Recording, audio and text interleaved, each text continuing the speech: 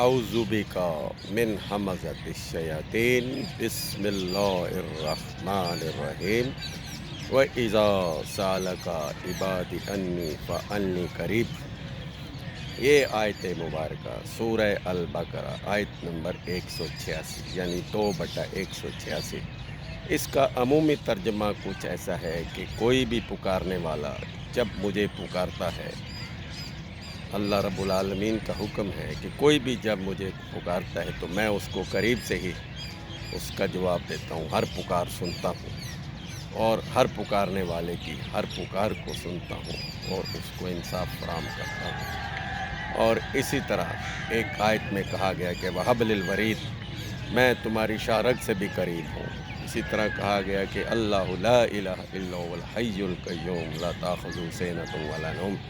اللہ کا قانون وہ قانون ہے جسے اونگ بھی نہیں آتی اور جسے نیند بھی نہیں آتی اور جو سوتا نہیں ہے۔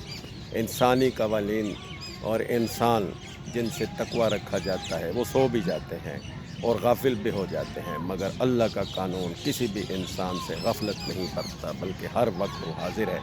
یعنی یہ جو ہم آکسیجن لیتے ہیں یہ ہر وقت موجود ہے، یہ بھی اللہ کا قانون ہے۔ یہ جو ہم زندگی میں طعام اور کھانے پینے کی چیزیں اور آب و ہوا لیتے ہیں یہ بھی اللہ کے قانون سے ہی لیتے ہیں، تو یہ اللہ کا قانون اس حوالے سے ہمارے قریب ہے۔ اور یہ جو حبل الورید کہا گیا کہ حبل اللہ، اللہ تعالیٰ نے کہا حبل اللہ جمیعاً ولا تفرقوا، تم میری اس کتاب کو حبل اللہ کو مضبوطی سے پکڑ لو، اس پر عمل کرو اور فرقے نہ بناؤ۔ تو یہ ہم نے جو چینل ارشد قرآنی کے نام سے شروع کیا، اس کو سبسکرائب کریں اور ہمارے رکن بن جائیں تاکہ ہم اس کام کو آگے بڑھائیں اور یہ گھر گھر پہنچائیں پیغام۔ اور یہی ہے ہمارا کام کہ اس قرآن کو پہنچانا ہے گھر گھر، اور گھر گھر پہنچا کے ہم یہ انبیاء کی سنت پوری کریں گے اور اس سنت کے ذریعے سے یہ قرآن پھیلے گا تو یہ قرآنی قوانین بھی بنیں گے، اور قرآنی قوانین میں ہم سب کا یہی حبل اللہ ہے، یہی لا تأخذہ سنۃ ولا نوم ہے، یہی ہے اذا سألک عبادی انی فانی قریب، کہ اللہ کا قانون اور اللہ رب العالمین ہر وقت ہمارے قریب ہے۔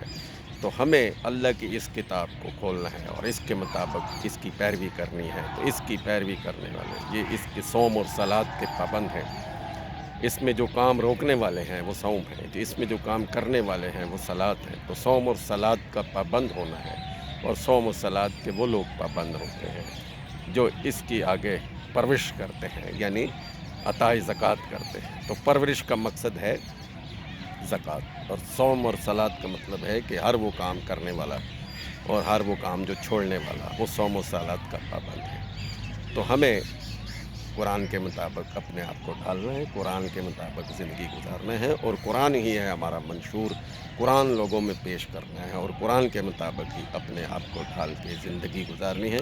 اور یہی ہے ہمارا کام کہ ہم لوگوں کو گھر گھر تک قرآن پہنچائیں۔ میرا اور آپ کا سب کا کامیابی کا راز یہی ہوگا کہ اس فارمولے کو ہم گھر گھر پہنچا دیں۔ یہ جس کو ہم لپیٹ کے رکھ چکے ہیں، جتنی بھی قومیں اس قرآن کے مطابق زندگی گزار رہے ہیں وہ کامیاب ہیں۔ تو پھر اس قرآن پر عمل کرنے والے لوگ مسلم بن جائیں گے، مسلم معاشرہ تشکیل دے دیا جائے گا، اور مسلم معاشرے کو اللہ کہتا ہے کہ یہ شخص میرے ہر وقت قریب ہے، اور وہ جو مجھے پکارتے ہیں میرے سوا کسی کو نہیں پکارتے۔ اور پھر اسی آیت میں کہا کہ لعلہم یرشدون، کہ تم جب اس اللہ کی کتاب کی پیروی کرو گے اور میرے بندے بن جاؤ گے، مجھے پکارو گے، میرے سوا کسی کو نہیں پکارو گے، یعنی اللہ کی اس کتاب پر عمل کرو گے، تو تم ہدایت یافتہ بن جاؤ گے اور متقی اور پرہیزگار بن جاؤ گے۔ اپنا خیال رکھیے گا۔ اللہ حافظ۔ السلام علیکم۔